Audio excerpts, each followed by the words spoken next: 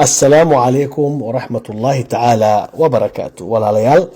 مال كستوت ككل جوكتان الدون كدا على ديسة وقتكم هيدين وعناضو إلهي إن هيدين وضع حفظه سيدي عادة إنو هيدنا مقال عصبان إذن لو داقيا مقال كني وتحنيهني وسي السعودة يكون سابسنا لابدا المادير محاد كتقانين لابدا المقيلة بتلقى كوهشيسي dhibaatada inay ka dheefaan dhibaatada reer Jabuuti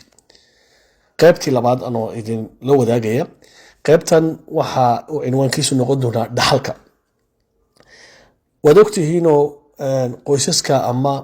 mataqaanaa iska ladan qoysaska iska ladan ubadka badan ka kooban odayadu ay leeyihiin dumar badan hantida iska haysto ilaahay fadli dheeraada siiyey odayada qaarkood intay geeriyoon buu ilaahay waafajiyaa inay dhaxalka ay qoraan ubadkasi u kala siinayaan qareenkiiba u tagaan markhaatiyadii waxay qaataan wadadii saxda ahayd si u sameeyaan ubadku isku qabsan ayay u sii diyaariyaan qaarna waqti uma helaan mashquul sida u yihiin begeeridu iyo wadku imaada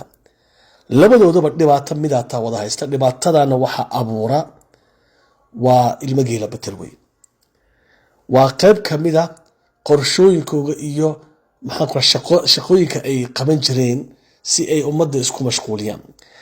aad bay uga heli jireen qoysaska dhaxalka mataqaanaa fara badan ee dhaxal isku haysta haddii iyagu heshiiyaan qoysaskaasi ay isku raacaan wax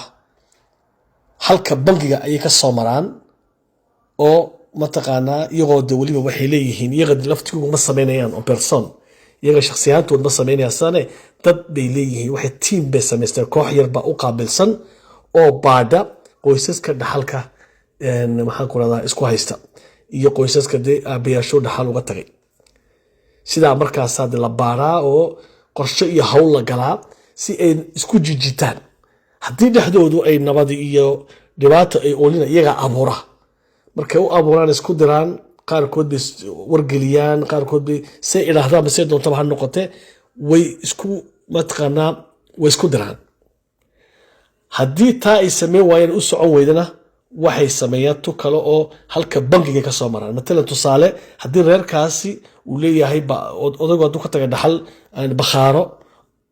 bakhaar midkood unbaa la leeyahay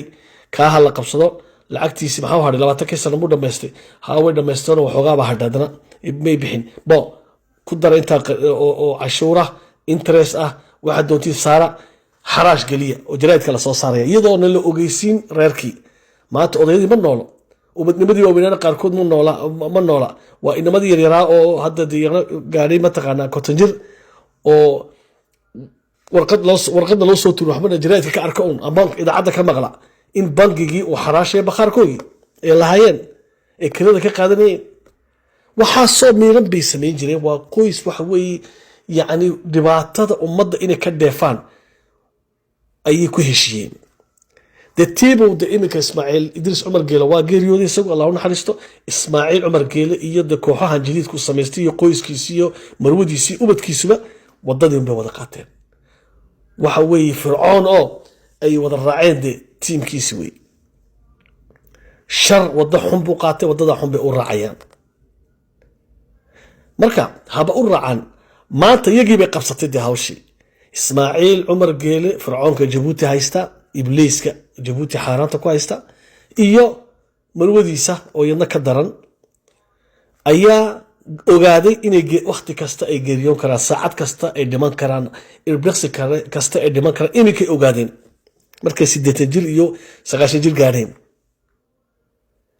markaa waa kuwa iminka dhaxalkii u qoraya ubadkii ay hore u dhaleen dhaxalkan kuma jiraan waa kuwa damboon waa kuwan ku dhashay kuna barbaaray qasriga xaaraanta dayuusnimada ciyaala suuqnimada isku dirka kala dirka lagu kariyo ee haramus loo yaqaano ubadkoogiiba waa kaasaa loo kala dee laysku dirayaa oo la leeyahay bal hays qabsadaan saddexdii ay halkan ku dhashay qasriga xaaraanta ku dhashay lagu kariyo ayaa dhaxalkii u badnaa ee hantidii dhaxalkooda waa maxay waxay aabayaashoodu soo shaqaysteen maaha waa hantidii ay boobeen ee reer Jabuuti xoolahoogii ay xalaalsadeen ayay ubadkooga u hagaajinayaan waa hagaag walaalayaal ogaanay warkii helnay maxaan ka qaban karnaa marka maxaa anaka nala gudboon oo inaan samayno waajib nagu ah marka waa aabbaha reer Jabuuti baan la hadlayaa hooyada reer Jabuuti baan la hadlayaa wiilka reer Jabuuti baan la hadlayaa gabadha reer Jabuuti baan la hadlayaa caaqilka waxgaradka aqooyaanka